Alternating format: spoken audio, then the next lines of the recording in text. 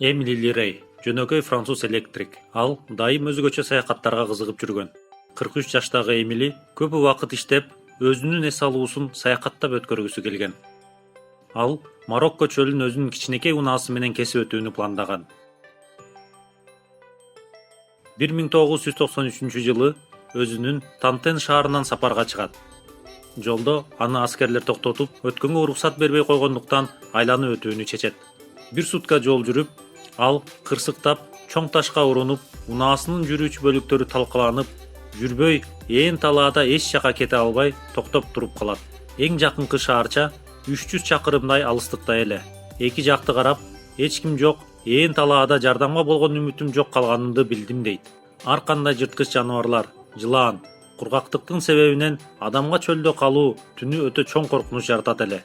Бирок Эмили колун бош таштап койгон жок. Кандай болсо да жолун таап бул талаадан чыгып кетишим керек дейт. Бактыга жараша, анын болжол менен 10 күндүк тамак ашы, суусу бар эле. Жон гана унаасында отуруп, жардам күтсө ал көпкө чыдабастыгын түшүнгөн. Жөө басуу дагы туура болбойт эле. Анткени жакынкы эл жайгашкан аймак 300 чакырым алыстыкта болчу.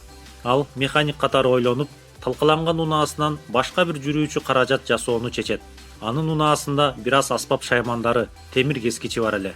Лирей тамагын көбүрөөк убакытка жеткизиш үчүн аз жеп, суусун көзөмөлдөп турат. Кыла турган жумушум 3 күндөн ашпайт го деп пландаган. Бирок чөлдүн катаал шартына, шамалына, күндүн ысыгына жана керектүү курал шаймандарынын жоктугуна байланыштуу анын иши 12 күнгө созулуп кеткен. Унаадан мотоцикл жасоо ою мыкты, бирок ысык күндүн астында, чөлдүн шамалында жана шарттын жоктугунда ишке ашырууга кыйын болгон. Унаанын кузовунан өзүнө үй жасаган. Ошентип ал ишин баштайт. Унаасынын рамасын кесип, кыскартып, кыймылдаткычты ортого калтырып, ага 2 дөңгөлөктү бекитет. Арткы бамперинен отургуч жасайт. Ишенүү кыйын, бирок аспаптары, ширетүүчү аппараты жок бул адам сынган унаасынан дагы бир башка жүрүүчү каражат кураштырып чыгат. Ширетүүнүн ордуна ал кошулган темирлерди бурап, ийип, бири-бирине кийиштирип, мык менен карматкан.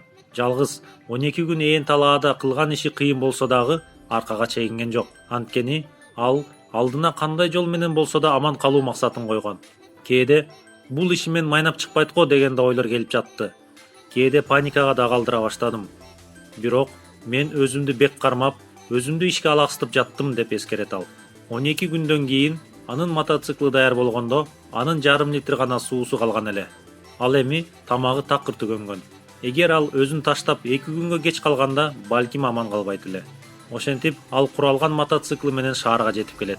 Бирок шаарга кирери менен аны марокколук полициялар кармап, ал айдап бара жаткан мотоциклде башка унаанын омур турганына байланыштуу чоң айып пул салат. Жыйынтыгында бул адам ээн талаадан аман эсен гана келбестен, тарыхта эң экстремалдуу механик катары да калды. Бул окуя тууралуу 90-жылдары телелерде көп айтылган. Азыр Лирей 70-ке чукулдап калган адам. Ал Франциянын түндүк батышында жашайт. Азыркыга чейин аны сактап калган мотоциклын өзүнүн гаражында сактап келет. Мына достор, каалоо, аракет, таалыкпас мээнет болсо адам ээн талаада да, колунда куралы жок болсо да мотоцикл жасап, өзүнүн аман калуу максатына жетти. Ал эми биздин азыркы жашообузда бир нерсени жасоодо аным жок, бунум жок деген сөз жөн гана жалкоонун шылтоосу болбой эмне болсун. Көңүл бурганыңыздарга рахмат. Бизге катталып, биз менен бирге болуңуздар.